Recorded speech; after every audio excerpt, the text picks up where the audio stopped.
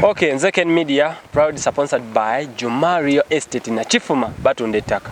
Sponsored by Mount St. Peter Junior School, Buyala, ne Chief Motors Uganda. Nzeken Media, nkola photography, videography, digital marketing, gwaina business, wala tujite ku mitimbagano ekube ekwatagane kwe gamba n'abantu munsi yonna. Nonya Ken Media nze kabaka.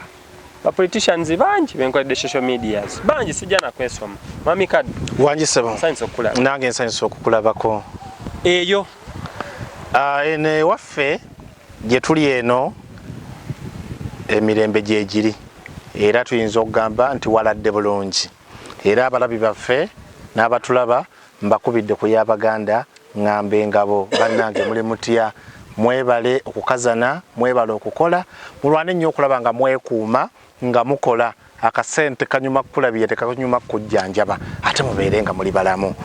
Nze Kaddu Mukasa Simon Peter Nkorobojjo ngandi mulungamya wa mikolo Juriex Property Consultant mwebaza ankoze obulungi obutagambika tuteeka mu ssente okulaba nti internet ezimu ziyimirirawo bulungi kyokka ate ne St. Lawrence University netukola obulungi obutagambika okulaba nti nayo etuvujjirira nnyo nnyini ddala okulaba nga ebintu bye tuweereza ku mpewo nayo bituuka bulungi.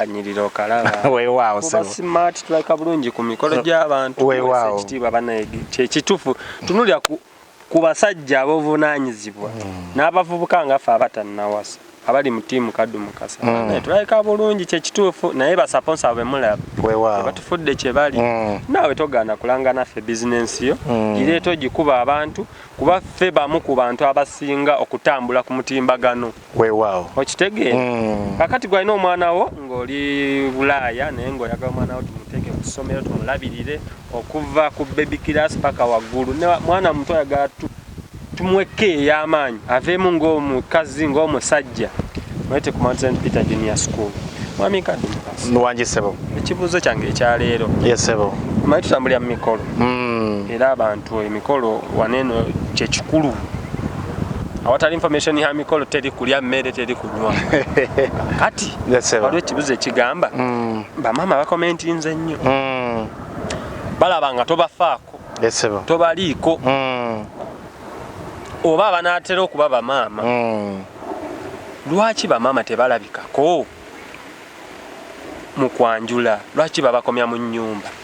Mukulu Kenny neyanzizza nnyo neyanzeege n'abalabi baffe bamaama baffe abatuzaala nsaba tuleme kunyiiga nsaba tuleme kusunguwala w'obanga okkiririza mu buwangwa bw'eggwanga lyo obuwangwa ng'okkiririza mu buwangwa bwo njogera ku bannaffe wano Abaganda emikolo gy'ennambika ne gy'ennuŋŋamya obulungi maama talabikako mu ssaawa y'omukolo n'asigala mu nnyumba olw'ensonga omukolo ogw'okwanjula gubeera mukolo gwa kwekwana. Gutya omukolo ogw'okwekwana kitegeeza nti omulenzi ono azze kukwana muwala ono gwasanze mu luggya wadde bali mu mukolo naye gujja gutambula mitendera ku mitendera paka wamuwangula ng'awaddeyo ebyabakulu. Ekyokubiri ekigiremesa bamaama okujja mu mikolo gino kubawa kitiibwa. Tomanya edda mu bajjajjaffe abaatusooka abasajja abamu baavanga ku bagole ate ne beegomba bamaama olw'ensonga wasanganga nti maama yazaaliranga ku myaka 14 maama yazaaliranga ku myaka 14 edda omuwala atuuka okutwalibwa nga wa myaka 20 kitegeeza maama abeera mu myaka 34 asigala akyalabika buki bulungi.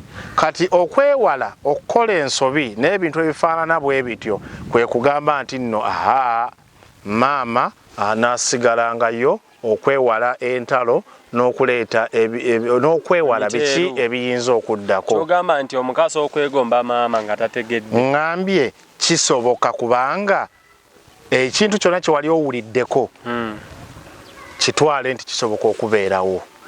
Ekirala bamaama bano ekibagaana okujja okulabika mu mukolo guno, maama aba azira.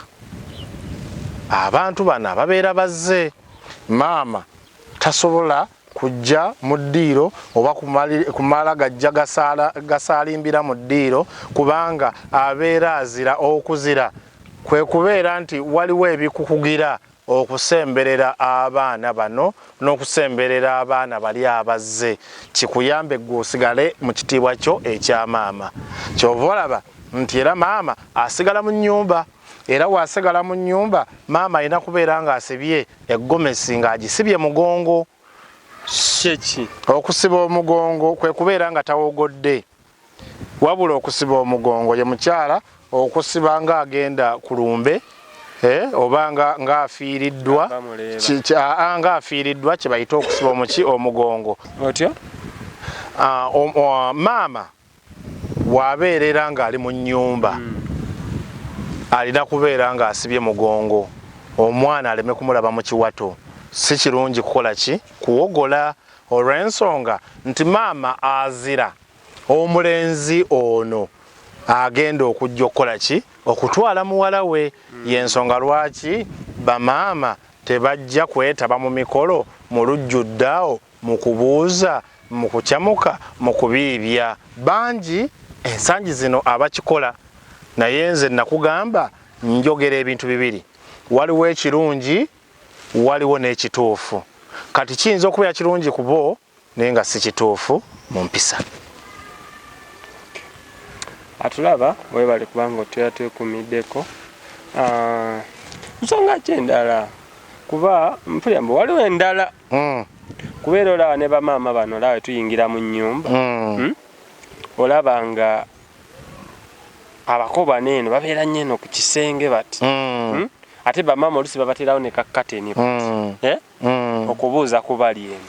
Maama aweebwa ekitiibwa naddala ku buko, kubanga nkugambye nti maama azira.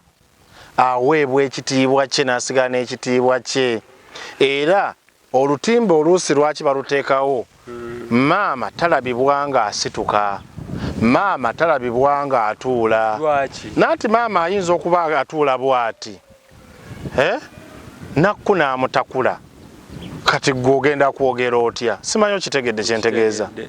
Maama ayinza okuba ng'asituka bw'ati, amagumba ne gatandika okugogonoka kokokokoko, kwegamba maama n'abeera nga kwegamba ne baga olujja luno abantu kabootongo yabajjula dda. Maama asobola okuba ng'asituka n'alinnya mu ggomesi n'emutega n'agwa. Maama asobola okuba nga asituse okutambula, n'obaako kye weegomba, ekintu kyonna ne kimutega. Kitegeeza ki? Nti okwewala okusobya. Mu Buganda bajjajjaffe baatusooka baatugamba okuziyiza kusinga okuwonya. Kati tuzigiza ebiyinza okutuukawo mu mbeera yonna. Y'ensonga lwaki maama akwatibwa nga kalira ka mwana. Era kwe kugamba nti omusajja tabeera na nazaala bino bye mwogera nti ono ye nazaala wange. Ono ye maama anzaalira omukyala, ono ye taata anzaalira omukyala. Y'enjogera entuufu ssebo. Tweyanziza ssebo, webale kuluŋŋamiza abantu bintu birungi. Weewaawo. Ate era abantu namwe tuweebaza okuba nti nomutwesiga bambi mwagala ebintu bye tukola. Kubanga ebintu muna ebirina kye bikwongerako. Okuyiga kintu kikulu. Weewaawo. Profesa omu nze gye nasomera yankubiriza mu buli lunaku mu buli kintu kyenkola mu mulimu gwange n'okuba nga nina ekipya kyenjiga. Sooka opozinge. Kati kano ka kisiru.